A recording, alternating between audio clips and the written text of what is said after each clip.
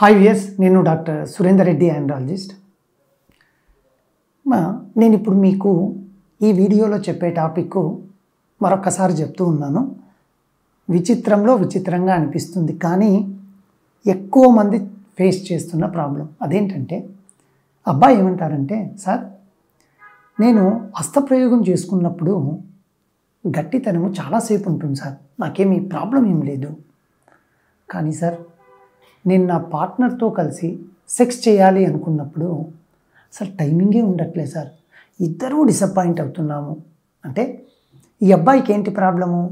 హస్తప్రయోగం చేసుకున్నప్పుడేమో premature ejaculation, ఏ problem లేదు సెక్షువల్గా.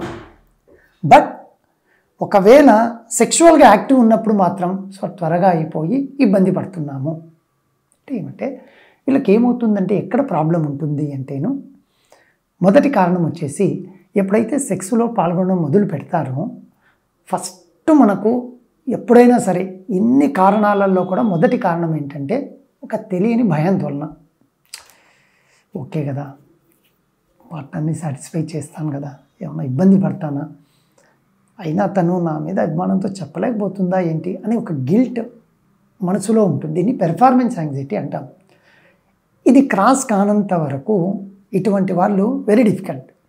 మరి ఎందుకు సార్, మరి తను హస్తప్రయోగం చేసినప్పుడు పార్ట్నర్ ఎవరు లేరుగా, ఏదో ఒక వీడియోనో లేదా తనకు వచ్చిన డ్రీమ్ను ఊహించుకుంటూ హస్తప్రయోగం చేస్తారు కాబట్టి ఖచ్చితంగా అప్పుడు బాగున్నట్టు అనిపిస్తుంది.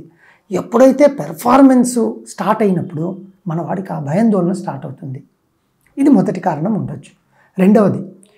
రెండవ కారణం ఏంటంటే, జనరల్గా హస్తప్రయోగం చేసినప్పుడు కొందరు చేత్తో చేసే అలవాటు, కొందరు బెడ్తో చేశారు. దీన్ని బెడ్ మాస్టర్బేషన్ అంటూ ఉంటారు.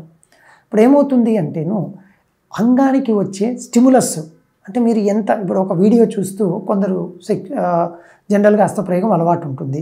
వీళ్ళు ఏం చేస్తారు, ఒకవేళ తను చూసే వీడియో స్టిములస్ కనుక, అంటే ఆడియో విజువలైజేషన్ సరిగా లేదనుకోండి, వెంటనే వీడియో మార్చేసి ఇంకా స్టిములస్ ఎక్కువ ఇస్తూ ఉంటారు.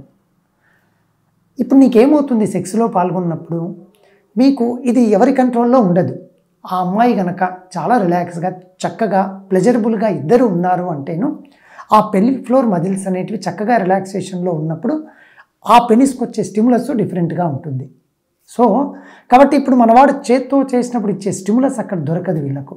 సో అప్పుడు ఏమవుతుంది, ఏమో సార్ కొద్దిసేపటికే నాకు అంతా లీక్ అయిపోతుంది సార్, ఖచ్చితంగా చాలా సివియర్ ప్రాబ్లం ఫేస్ చేస్తున్నా సార్, అసలు మాలో ఎంత డిసప్పాయింట్ అంటే సార్, ఇంకా చెప్పకూడదు లేని సార్, ఇంకా నాకు తెలిసిపోతుంది, ఇట్లా భయపడతాను.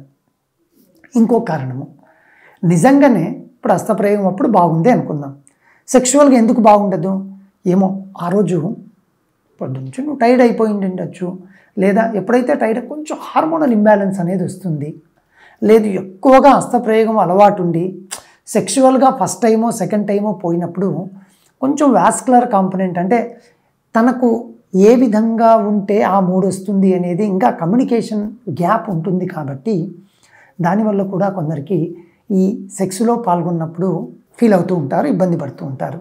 అయితే నేనేమంటానంటేను, మీరు ఒకసారి ఒక మంచి ఆండ్రాలజీ డాక్టర్ గారి దగ్గరికి లేదా మన ఆండ్రో కేర్ క్లినిక్ వచ్చినట్లయితే, నేను చెప్పిన ఈ కారణాలు కాకుండా ఇంకా 3 నుంచి 4 కారణాలు ఉంటాయి, కొంచెం పర్సనల్గా ఉంటాయి. కాబట్టి నేను యూజువల్గా ఇలా సోషల్ మీడియాలో మాట్లాడినప్పుడు మనం ఏదైనా సరే ఎడ్యుకేషన్ పర్పస్లో చెప్తాం కాబట్టి వాటిని నేను మీ ముందర డిస్కస్ చేయలేకపోతున్నాను. కాబట్టి ఇంకో కారణం ఏమంటే, కొందరు సార్ మీరు అనేది కరెక్ట్గా ఉంది, ఇంకా నా మనసులో ఉన్న ఆ 2 కారణాలు రావట్లా అని ఎదురు చూస్తూ ఉంటారు. కానీ సార్ అది వద్దులేండి సార్, మీరు చెప్పడము వద్దు, మేము మీ దగ్గరికి వచ్చినప్పుడు డిస్కస్ చేస్తేనే బాగుంటుందని చాలాసార్లు చాలామంది చెప్తూ ఉంటారు.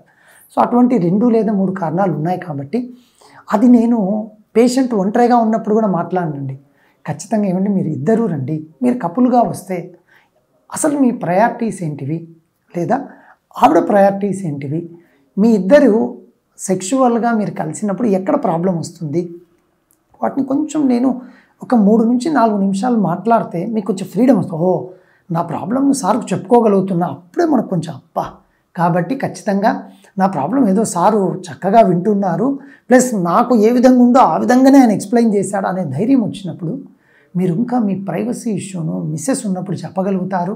ఎప్పుడైతే ప్రాబ్లం మనకు తెలిస్తే, నేను ఎప్పుడూ చెప్తూ ఉంటాను, మీకు సొల్యూషన్ కావాలి అంటే ఫస్ట్ ప్రాబ్లం ఎక్కడుందో తెలియాలి. నువ్వు ప్రాబ్లం లేకుండా సొల్యూషన్ అనేది ఎప్పటికీ ఎవరికి దొరకదు.